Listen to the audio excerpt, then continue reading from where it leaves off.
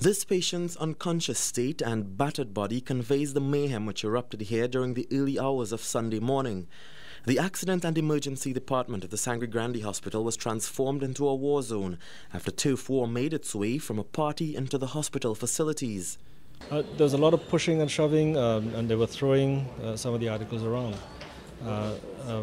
They threw some chairs, they pushed the trolleys around, they picked up some of the tables.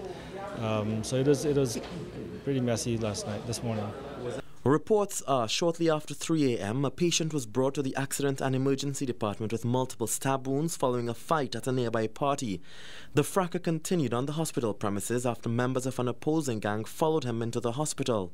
Our security officers restrained one man who came through the waiting area, slammed his way through the waiting doors, and while he was trying to get in, he had cuts and bruises as well. There was blood right through the area.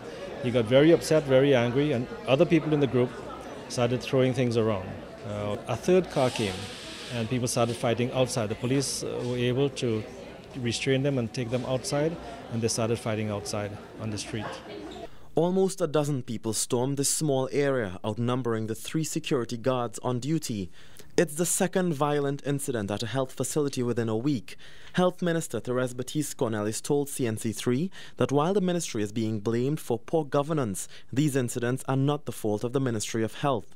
There's always something that's going to happen, and we learn from these events and put in systems. But I am not prepared to turn my hospital system into a prison system where people see people behind bars and access is totally restricted. The bloodstains that painted the floor and walls and the damaged equipment had been cleared by dawn, but hospital staff and patients in the Accident and Emergency Department were left traumatized by what they had seen. Health Minister Therese Cornelis promised that counseling will be provided for both patients and staff. 2 men have since been arrested and charged in the matter. For CNC3, I am Kamal Georges.